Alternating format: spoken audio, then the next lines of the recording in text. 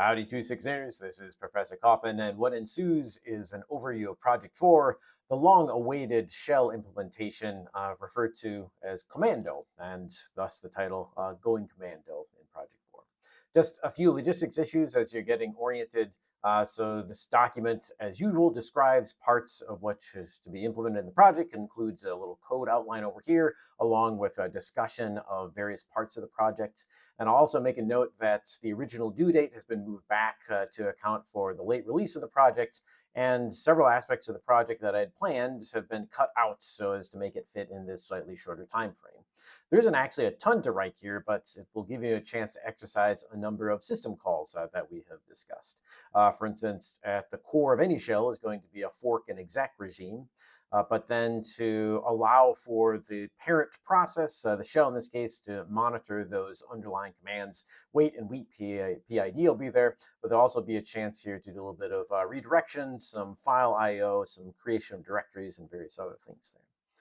So this Commando shell is related distantly to some of the common shells that show up on Linux and Mac OS and so forth.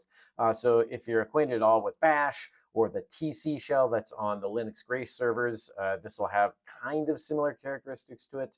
Zish is a modern shell that appears on Mac OS, but all of these basically are wrappers around operating system functionalities. And the primary one is this fork exec business.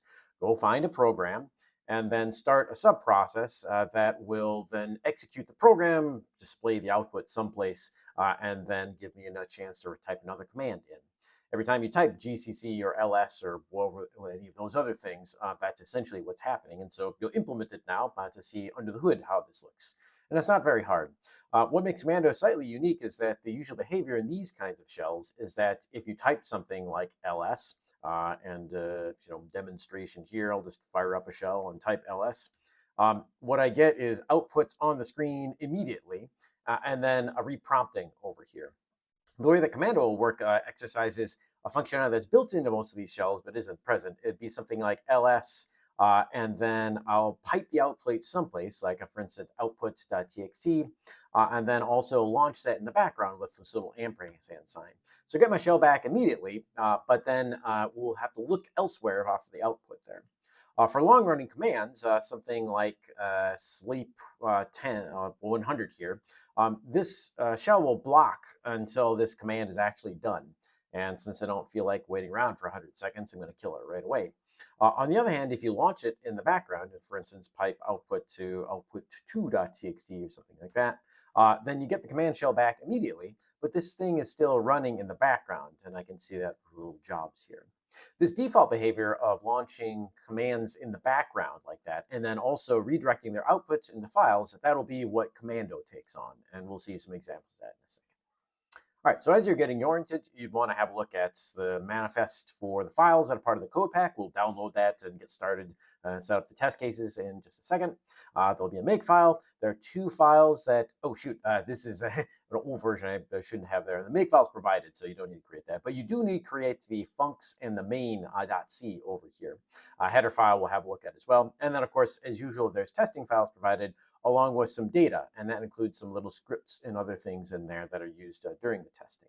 You can experiment with those if you want, but they're definitely things that you don't want to mess up for fear of wrecking the tests. So an opening demo is appropriate, and this is a printed version of it, but I think instead I'll complement this by instead starting up the solution version of Commando and sort of looking through what that looks like a little bit. So the general flow is there'll be a prompt that's printed out that reads Commando, and then folks type commands here. There are certain built-in commands that are present, like help and directory and history and so forth. We'll see that. But anything that isn't built in will be treated as an external command, and we'll launch one of these fork and exec regimes here. Allow me to demonstrate that. I'm going to zip over to, let's see here, get rid of this, and find my 216 project solution. No, 216 project solution. I thought P4. There it is, a solution here. And I'll zip in here. I think I have this. Oh, no, I need to build it here. And so I'll start up Commando, and you see this little prompt over here. I'll do as instructed and type help. And you can see these are the built-ins that are known, but most things aren't built in. And so I can do something like GCC and then ask for its version. This will start in the background a command. If I punch enter once more time, I'll get a little alert here that says, the GCC command is finished. And it has 228 bytes of output. It exited normally with exit code 0. And this was the process ID associated with it, and can recall that if I want to say, like, what's my history. This one-liner here about its completion is summarized in this table over here.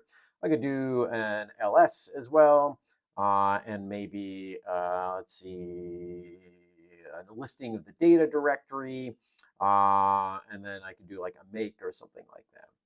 And so I'd do a history here and see these are the 4 commands that I have run so far, with just the first sigil over here, the ls, as it were. I can ask for info on this. So another built-in here, like info, is info on command number 1. Actually, let's do command number 2, just to see what that looks like. So that was this ls invocation. That was ls on the data directory over here.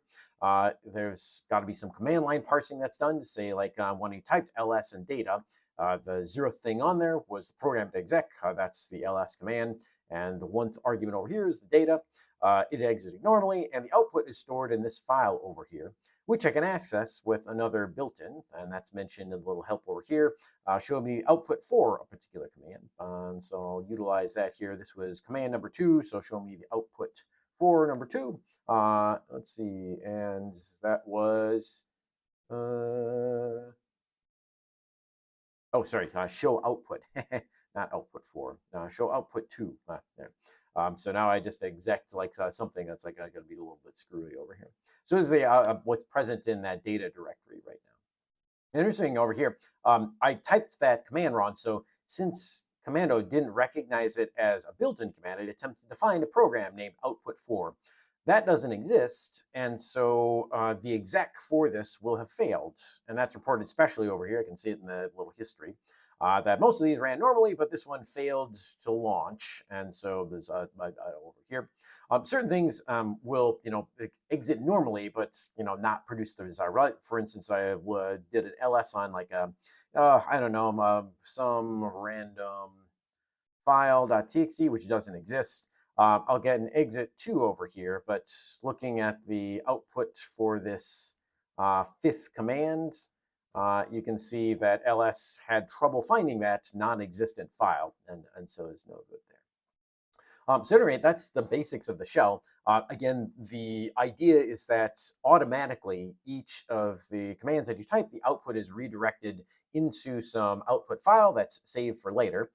And then that can be recalled later, which is sometimes more convenient than scrolling back in a shell along those lines. At this stage, I think I'll turn over to the demo that's given here, just to point out a few finer points. We've hit the major ones here, but the additional built-ins that are part of this are maybe a little bit interesting and important to look at as well. We've talked about info to show the information about running processes and so forth. Oh, and I should demonstrate as well here. There's a nice handy sleep print in here that says sleep for like 25 seconds, and then print something like I'm done, something along those lines. Now, if I look at the history right now, this is going to take considerable time to run, so I can do some other things in the intervening time and look at history. And this sleep print.shell, it's still running right now. So to that end, if I wished to block the shell until it's finished, then I could just say finish number 6. And this is going to block. I don't get a prompt back until that one actually finishes, and it's good timing here that it finished up over there. Looking at the outputs for it, number 6, you can see the I'm done. That was specified up here when I started running. So the normal behavior on launching something is to launch in the background. Every time you punch enter, there's a check to see all these ones, have they finished? Well, these are all already done, but this one, eventually when it's finished, I punch enter and I see it. Or you can just force it to say like, okay, finish block here until the command that's indicated is actually done. Now, this should call to mind some discussions we had in lecture where there are wait family system calls that allow the parent process, in this case Commando, to wait for some child process. And this could be either in a blocking flavor, where Commando would block and wait, and that's sort of like what this finish does. But by default, when it just sort of checks on things, it's looking for an interactive update. So if I launched that sleep print 25 again here, as I'm doing things like punching enter or looking at my history and so forth, there's a check to see, is this thing done yet? So I can carry out all manner of activities, for instance, launch another one of these that will take even longer, and then go over here, go about my business. Eventually, when I type something, I'll get some feedback here that that command is done, because each time I punch enter and enter something at the top of the next interactive loop, we'll see something over there. So if I punch enter this way, it's about a long enough time. I didn't do anything, but before the prompt is printed, a check is run through. Is like, are you done? Are you done? Are you done? This one happened to be done, and so there'll be a little alert here that's printed out. So one command is finished, and maybe in a minute or two, the other one will finish up. So that's the gist of how Commando is supposed to run. There are a few other things in here. For instance, I can do a finish all, which will wait for everything, including this background running one that is still running over there. And then also a pause command that just says, don't wait for anybody in particular, just pause for some number of seconds. I think it's demonstrated over here. Actually, and I'll just demonstrate over here, like this one's done here. Pause. Actually, I can't remember. Is it pause? It's just pause. Yeah, pause some number of seconds, and this might be fractional. So I can pause for like 1.5 seconds. And that's used during testing to allow certain things to sort of timing stuff to happen that will make the probably flaky tests just a little bit more solid. There's several functions provided that facilitate like pausing like this, and so we'll have a look at those too as we get started coding. Okay, the project itself then is divided into 3 parts. There's a problem 1 to implement some basic functionality and get accustomed to the structs that are specified in the header. We'll have a look at those in a second. A second problem that centers around starting and finishing commands. So that's where you're likely to use the fork and wait and exec and so forth. And then a third problem that centers around implementing the main routine here. And if this little interactive routine looks sort of intimidating, like, oh my God, how am I going to write something like that?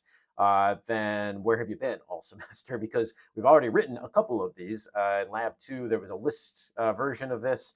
In Project 2, you did a hash of some sort, but had an interactive loop like this. So for those who are like, no, I've done that kind of thing before, that's great. You're remembering, and remembering is important in education. So look back to those, and I'll probably leverage the project or this, let's see, Lab 2, the list version of this to sort of get started and get some scaffolding there.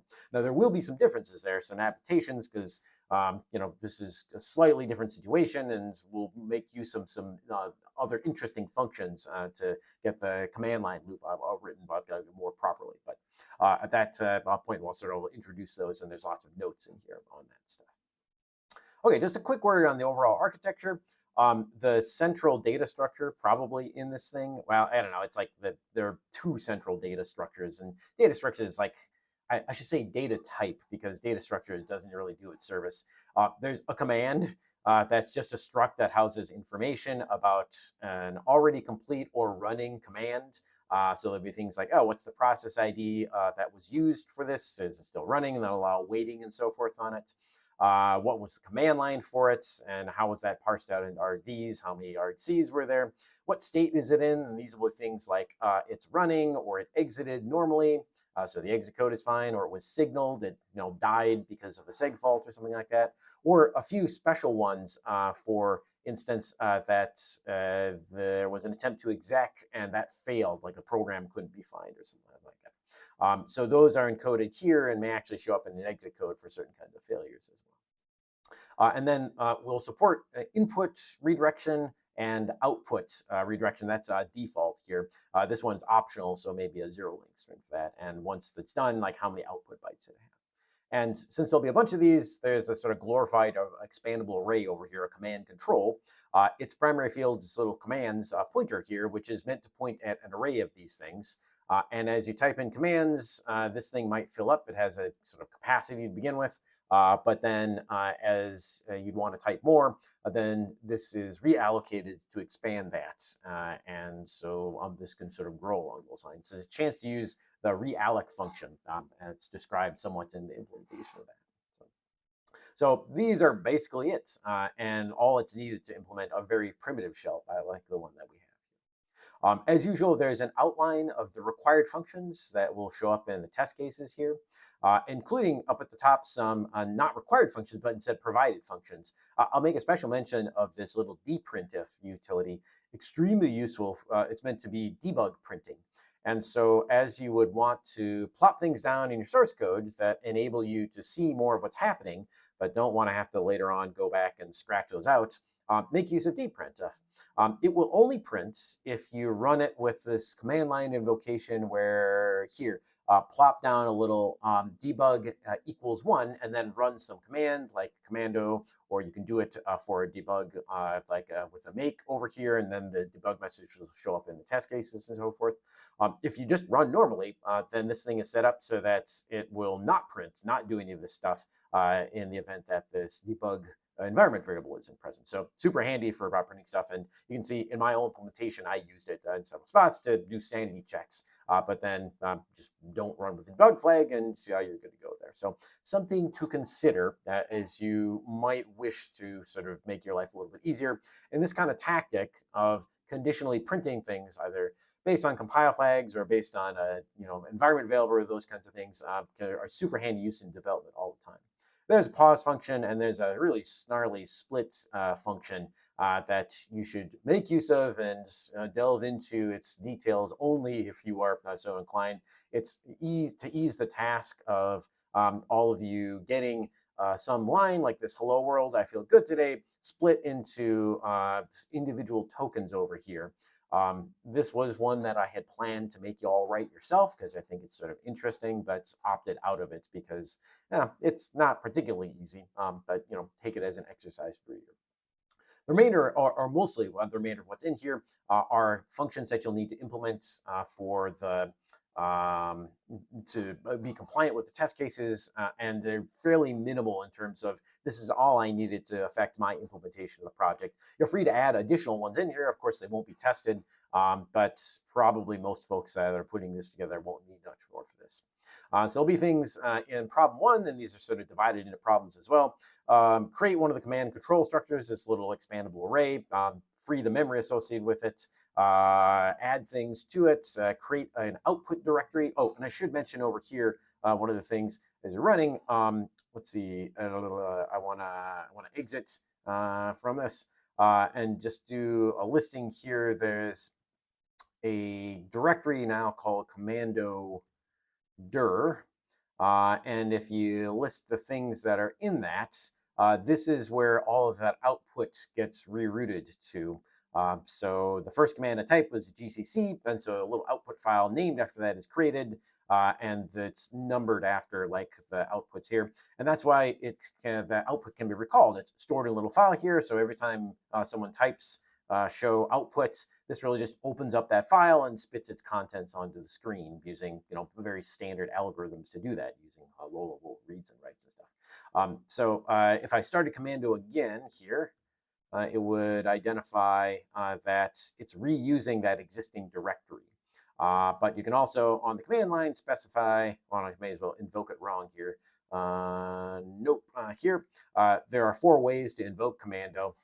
You can turn on command line echoing. This is similar to other command line echoing that we've had before. That makes it easier to test. You can specify the output directory as not necessarily this Commando dir, but a different directory instead. And you can then do both, specify the echo and the dir name. Make sure to support this because that's required for the test cases. Not too hard to use. But since I didn't follow one of these 4 conventions, no args, echo, dir, and a dir name, or the echo dir name, Commando just crapped out and said, invoke me better, as it were. So for instance, invoking with the -- echo over here will say, every time I type something here, the help, then it'll spit that back again. Or if I type what's the current directory, it'll spit that command back again, which makes testing easier because it can fish this on to make it look like an interactive. Final thing I mentioned about this in terms of demo, and then we'll start actually coding some stuff. If I press Control D, that signals the end of inputs, and that's something that can be detected using input functions that we'll make use of. So end of input here. So no need to type exits, and again, that's a required feature, and you'll sort of see notes about that as when we get into the interactive loop. Okay, in a second, we'll grab all this stuff and copy it into the one required function, the commando funcs.c. And then over here are some notes about within commando main.c, there's a main function. And then notes about how that interactive loop is supposed to look like and things along those lines. And then each of the problems over here, they have descriptions to more or less extent of things you might want to consider. For instance, adding commands into this command control involves potentially expanding the array there. And a super handy function for that is realloc. It's one that we've not studied formally, but this is a great opportunity to utilize it. It will potentially move around blocks in the heap to make it possible to efficiently expand things, but it may actually need to create a new space of memory there. So some usage notes here on using that. We'll look for your use of that here. And then also this will be a chance to use the sprintf function. For instance, these little file names over here that we're looking at, they have a particular format, like 4 digits with a 0 padded. That's very easily created using printf style function, except in this case, it'd be a file I want to open, so I need to create the file name for it. Sprintf is great for that because it allows you to say, here's a string that I want to print into. So instead of going onto the screen, this format string and the substitutions that go into it, it's placed in this little string buffer over here. So that might be my file name or something like that. Okay, let's get started and maybe deal with a couple of these initial sort of forays. I'm going to come back up to the very top, grab the link to this thing, copy that link address, and we'll download the code. Let's see, I want to kill this, and I think I had my sync directory up over here. Yeah, good. So I'm gonna, here, this is where my sort of working directory, your 216 sync, I'll do my wget on that. And that should plop down here, little P4 code. I'll unzip that for code.zip. And I see that I need to excise some of the old versions of some of those scripts and data. No problem, that's not going to affect anybody.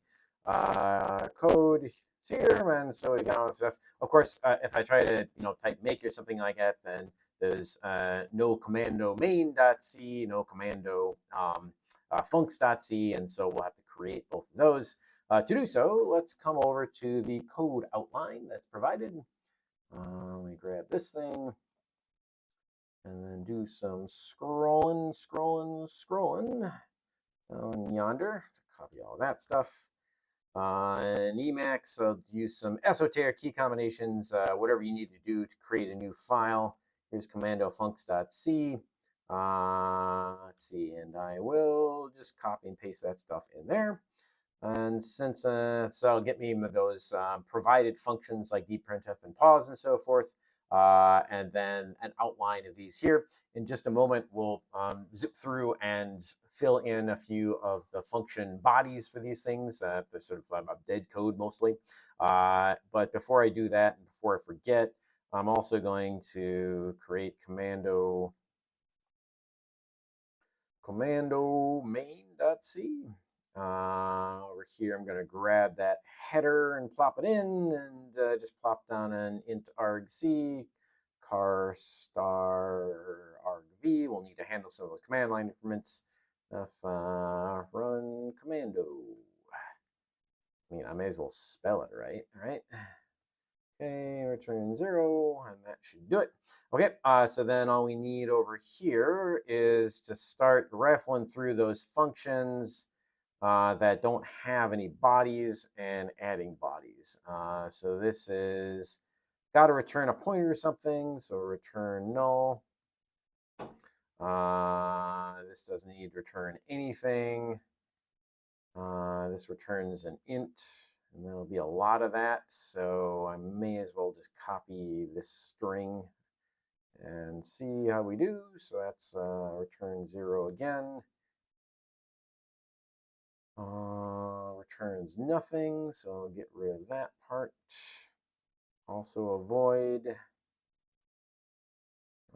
Also avoid a lot of printing functions in this first problem. Here's a return of an int. Good. Here.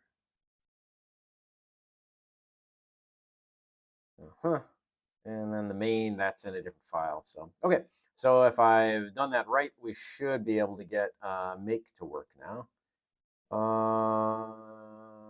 Let's see. Did I forget to save or something? Did I spell it wrong? What have I done? Command too many M's. All right. Well, that's what I get for going in a hurry there. Okay, now that all the spelling is corrected, we got this thing, and I can run Commando. It's just going to say run Commando, and I could do something like mace test prob 1 here, and see a whole bunch of failures, which is very typical as we're starting, but no matter. Okay, so at this stage, it would be fine and dandy. Start in on the new and free stuff over there. If you like, you can have a quick look at the test case for it, which is primarily focusing on the functions command control new and command control free. This summary thing is provided in the test cases just to sort of print out information about it. And you can see it returns null, and there's a segmentation fault because it checks or anything like that. So it's basically looking for allocation of this thing. Does it produce a pointer to something valid, and does it set command directory properly? So it's supposed to have, in this case, set this to commando dir out there, and it should initially have a count of 0 and a capacity of 4. And this commands array should be non-null as a capacity of 4. That means it should be allocated to be a size 4 there. If we just buzzed over to the header file here, that probably makes more sense as you'd see it. At H.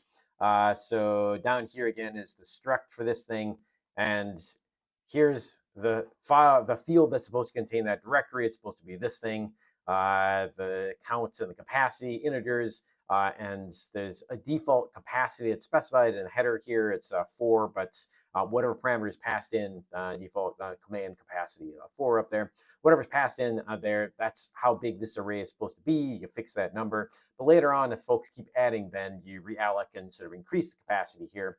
Each time someone adds one, the count goes up to 1, and these two are equal. The thing is full. So that'd be on the next add reallocate. Very, very typical of the dynamic expandable arrays, and just follow a simple doubling scheme. If you run out of space and someone wants to add one more, then double the size of that.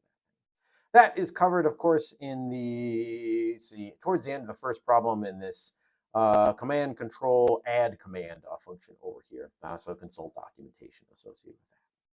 Okay, the other thing I like to do now, just because it's good, and if you're just going to dive in and start working on problem 1 right now, that's fine. But it's not a bad idea to do just a little bit of setup as well on the main that's there. As in our paltry main right now, it doesn't look like very much of a command, which was very much of a what am I looking for? An interactive loop. And so I'm going to buzz up to Lab 2's code, which is where we discussed an interactive loop, and a demonstration of this was provided for you. That was in listmain.c. So hopefully you finish that out or save the copy, or you can re-download that or the solution or something like that. You can see that over here, there's a while loop, and then some input is gotten, and a bunch of cases ensue to deal with the built-ins that were part of this list main thing. In that case, it was like exit. Oh, that one's going to be easy. Insert. So it's a little different because we have some other way of inserting things, not into a list, but in that command struct there. There's gets and other things here. But this basic structure is one that we'll want to sort of mimic somewhat. And so I could do some copying, some pasting and stuff like that. But I think it's not a bad idea to adapt a little bit here. So let me get rid of some of this stuff. I'm going to have a while 1 loop here. Very dangerous, I know, but I can fix that in just a second here. May as well as bring in a few of the things that Commando has to do in terms of outputs that are actually provided in things like the demo up here. So if we go up to the demo up here, this it always prints this kind of stuff at the beginning, so I may as well plop down some printing along those lines. The printf this thing, the version 2. I used to run a different class at a different university, and so had an earlier version that was jankier but used pipes that was associated with this, and so that's why I'm calling this version 2. It's version 1 to all of you, but that don't matter. And the architecture is quite different from the old one. So if anyone likes, you can come talk to me and be happy to sort of talk you through that. We may as well also at the top of the loop here print out this prompt. Printf. Man, now no new line in this case because I actually want people to be able to type next to that versus these things were new lines. Okay, so then this would be where I want to get some input. We'll fast forward just a little bit over to the interactive loop business here. So this gives some advice about how to structure that loop and generally what's to be done in each of these. For instance, at the top of the loop, I'd want to call this command update all over here.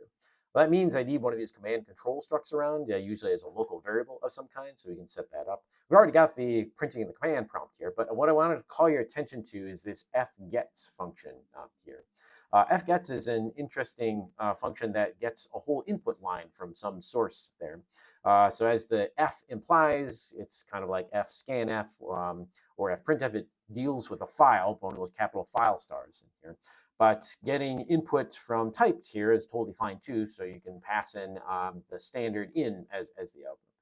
So I think I have a demonstration of how that looks somewhere in here. So let me find fgets. Oh, actually, no, it's at the end of this section over here. Is this fgets usage. So this gives a basic illustration of how fgets works. You're free to go find other sort of renditions of this if you're so inclined, but this is a typical usage pattern for it. You have some kind of file. This might be standard in, and then you have some input buffer here. This car limb business is, bound to find someplace. I wouldn't use it here. Instead, I'd rely on the fact that you're supposed to make use of this max line, a parameter that's in the header file for this over here. There's a bunch of max line here. That's the maximal length of lines that's supported by it. So if someone types more than 1,024 characters, then they'll just be clipped and be part of the next input line or something like that. So probably you'd set parameters for a string buffer to be about that size there. But then you call fgets, and it will extract an entire line of input. That's up to the next new line character about there.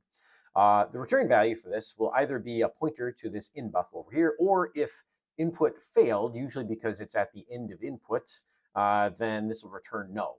So you can do a check there, and that could kick you out of the input loop if you want with end of input there. But if the return here is not null, then the contents of this buffer, this inbuff here, that will contain an entire typed line of text. And that includes the new line that's on it. So this is one kind of weird thing that's associated with it. We'll print out inbuff, and the first time we print it in a context like this, you'll see a new line at the end, so it'll get this weird carriage return. So a typical activity is to say, how long is it, the very last character in it? If that's a new line, chop it.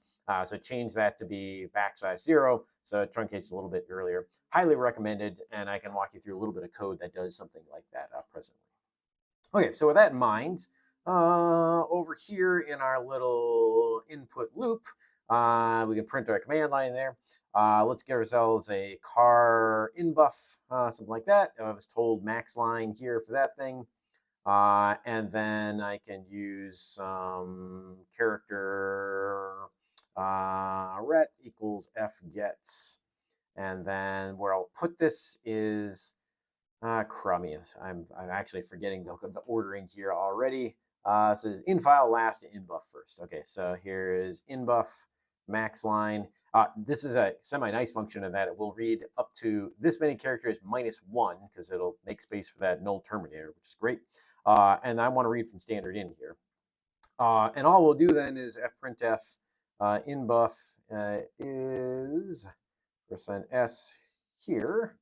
And let me put a little something around this so you can see with the weird clipping there, what that looks like. So this will be inbuff. And then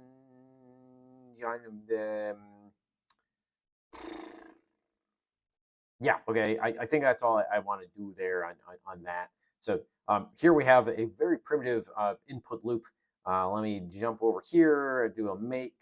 Let's see. Oh, I need to see car from car something other. Oh, character pointer rather, because I am checking for nulls later.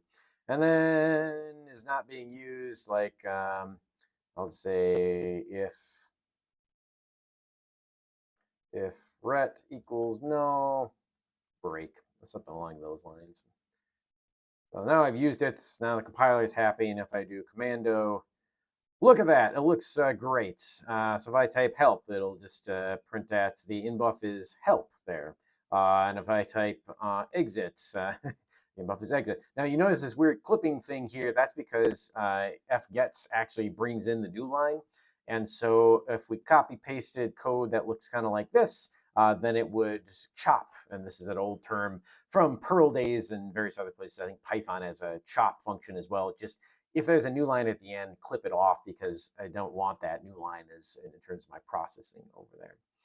So with that in mind, you could also then follow the model that's associated with this list main over here, where you have a bunch of cases for like, oh, someone type exit, do this, insert this. Highly recommend doing the chopping first so you can compare exit instead of exit new line and stuff. But I want to prize you to one final thing that's kind of nice about using this as this fgets instead. The fscanf business over here that we'd used previously reads a single space delimited word. That's not so over here. So in my loop, in my shell down here, if I did something like type, let's see, ls-l-d over here, then you'll see the inbuff is all of those things together. That's extremely handy because someone made the decision to say, oh, when you want to add a command to stuff, you provide a whole string for this thing. So that's here minus the new line. That would be your string over there. And that's then broken up subsequently. But it does present a little bit of a problem in that, oh, if I wanted to honor like, here's exits, like how do I get that thing out? Or if I wanted to honor like, here's a pause, for 1.5 seconds, how do I know that that's pause over there? I can't compare the whole line and stuff like that. So there's descriptions over here of using scanf associated with that to peel off tokens like just read the first or the third or the eighth token over there using scanf. So related to sprintf instead of scanfing from written input, scanf from an individual string. And this is usually used as one-offs to say, fish out just the first word or the third word. You can ignore some things according to this example. Handy in lots of contexts there. So you have string input, but want to use scanf style parsing of it there. But the one thing that this input line is good for as well is that it's super easy to echo over here. And you're already seeing like, oh, echoing is in this context, what we have here, nothing more than just printing out what was just read in, like, well, print that back out on the screen. So you're required to have some echoing, and this would be probably along the lines of echoing enabled. Then do this, print out the inbuff. Something along those lines. Now, this echoing enabled is a variable that you can sort of establish according to regimes that are given in the past versions of this that we've seen, but that's it in terms of command line echo. It's super easy in this case versus having to have cases of how much to print in each of these subsequent stuff. So the cost, of course, then is you still need to sort of parse command lines out later on. But with that at stake, I just want to do one last thing here, which is, okay, so we're going to just always print like this. And I'm just going to print out like that. And then also if stir comp inbuff and the word exits, and I'll put my new line here. You should remove that eventually. Then I will break in this case. I'm going to do that now because if I buzz out of this commando here, oh, I should say I used the handy little like Control D here to trigger in this version. It looks for null and breaks it out of that thing. I think right now I might actually pass one of the test cases for problem 3 because this is all it's needed basically to get like sort of the startup part. Pretty close. Start and exit. What am I missing here? Oh, look, I'm matching perfectly here, but something's wrong. Well, what do you, let's see, check directory, blah, blah, blah. Runs commando and introduce the exit command immediately. Later checks the command area. Oh, okay, okay. It has a second step, but it's one of those multi-part tests. So first segment was okay, and then if I go down, the second segment that failed because this doesn't actually create the commando dir that it was supposed to. So to that end, you'll need to have some additional functionality past that. But at least we've passed the first part of the first test, like no points, but that's good there. This will probably go away eventually as I start to make more progress on that. But of course, I've already done this, and so I'll shut up at this point and I'll let all of you get to work on it. All right, so that's Commando in general. I don't know how long it'll take any of you, but the actual writing of this code didn't take me a super long time, but it's a bear to describe. And so make use of some of the research in here, particularly as you get to the main here. There's a description of the interactive loop, tricks to use in that. So I'm going to print out these little alerts about when things are done, little complete things over here, different functions to use for that, and then as well a listing of each of the basic built-in commands that are there, like help and directory and so forth.